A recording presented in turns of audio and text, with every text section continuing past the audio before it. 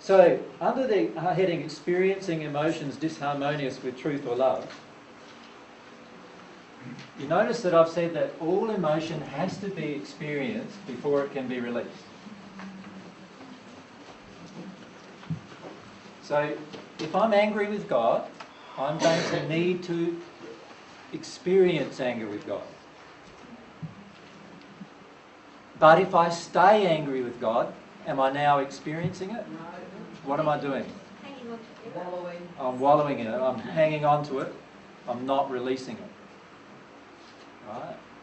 So it's the same with all of these things. That's why I've written there, for example, don't choose to stay in the capping emotion.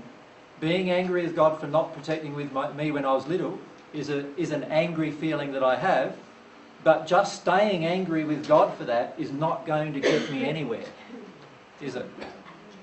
What I need to do is step under that emotion at some point. The way I do that is by experiencing my anger with God.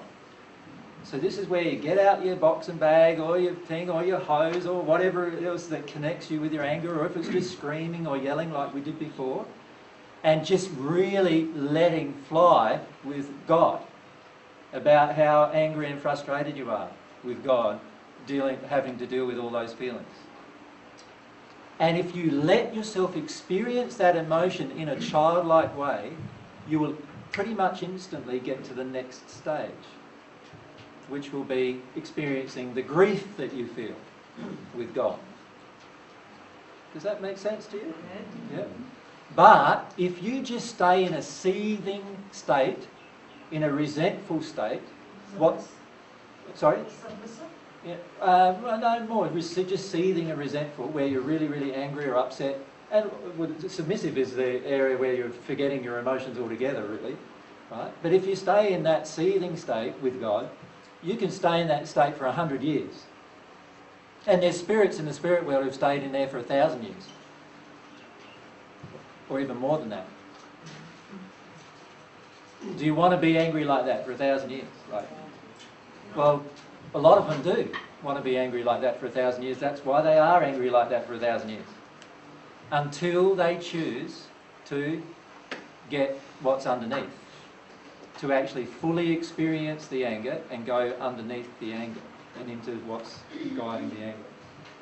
Is it though an unawareness? No, I don't feel so. Like anger is a state of not wanting to be aware. It's a choice to be unaware. Yeah. Now, if I experience my anger fully, I will quickly be aware. Yeah. But most of the time we don't want to experience our anger fully and really feel it in a childlike way. Because what does that feel like?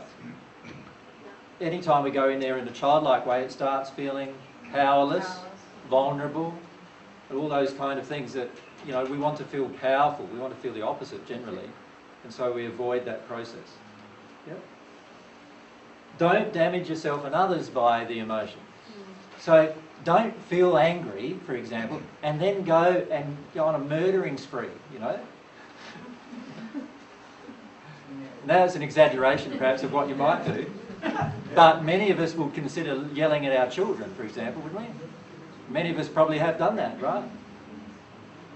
Well, that's where we're staying in an angry state, and now instead of expressing it in an appropriate way, what we're doing is we're now dumping it on our children. What is that doing to our children? Damaging them. Just the whole thing of me not owning my anger is damaging them. But then dumping it on them as well is damaging them even further, isn't it? And so I'll have more consequences to deal with about that at some point. That's very damaging. Don't do that. Choose to feel your anger and express your anger, but do it in an environment that you are free to do it without harming somebody else. And if you want to harm somebody else, and many of us do, who wants to harm the person who hurt you? Like, who feels that way? Sometimes. Sometimes, yeah. Be honest about that. I feel like I really want to harm the person that hurt me. Go into that emotion, but allow yourself to fully experience and express it. The reason why you want to harm the person is because you do not want to feel your grief. and you want the other person to feel what you feel. Yeah. That's the reason why we do that. But by expressing that certain emotion towards the person we want to hurt. I didn't say to express it towards the person. Okay, that's really I said to experience it and express it. Neutrally? No, there's no such thing as expressing it neutrally. How do you do without harming the other person? You don't do it with the other person. Yeah, even in my own room, it will still be energetically directed at that person. No, the moment you own it is the moment you are not projecting it. Right? While you seethe in it, you're not owning it and you are projecting it. The moment you own it and fully experience it, just like a child, you are now not projecting it. How does a child have a tantrum? Like, firstly, it goes into this state of raging against its parent, generally, doesn't it? At that point, it's projecting, right? Then it gets into the next state, which is the tantrum state, right? Which are just fall on the floor, kicking and screaming. Now they're not projecting it anymore, are they? They're now in it, they're owning it, right? Then what's next happens usually? They get into a big crying fit then, don't they? And get into the causal emotion. You can do that just as rapidly as the child does it. But it's going to require you to have some courage and no self-judgment about that. Do we have to go through the anger if we know the underneath anger? I mean, anger's got a certain amount of judgment in it, hasn't it? It's judging ourselves or others. Certainly. And if we know that there's something underneath it, can't we just go straight to that?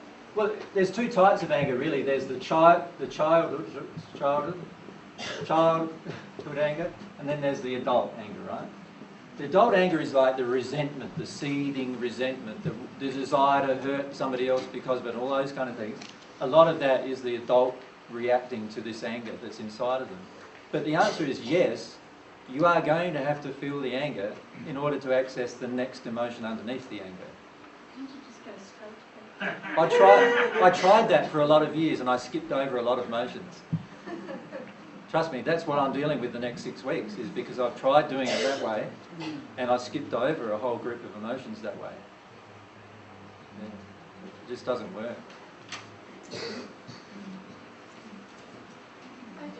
When your kids are doing this, so I don't know why they're doing it, are they actually showing me exactly what's me? Totally. Yeah? Yep. Your children, In all sort of cases? yep, if your children are raging at you, they are showing you exactly what's within you. So what they're actually raging about, is that what I'm Yes. raging about? What they're raging about is a reflection of what you are feeling inside of yourself about that same thing. Yep. Children are very, very powerful helps for you if you choose to experience your emotion. Even old children? Even old children, yeah. If you've got let's say you've got a 30-year-old son and he's angry with you about one thing, then it's probably something going on within you. Yeah. Grandchildren are good too. Grandchildren are excellent too. Yep. Yep. Go for it, Lisa. Don't avoid it. So, what I've got there is express the rage fully until you experience the grief, then express the grief and the underlying hurt, and then you'll get to the point of forgiveness. And the point of forgiveness is where I no longer feel that feeling, that causal emotion within me. Do you follow me? What are the three stages again? I've written them there. On the bottom, under choosing to experience your emotions.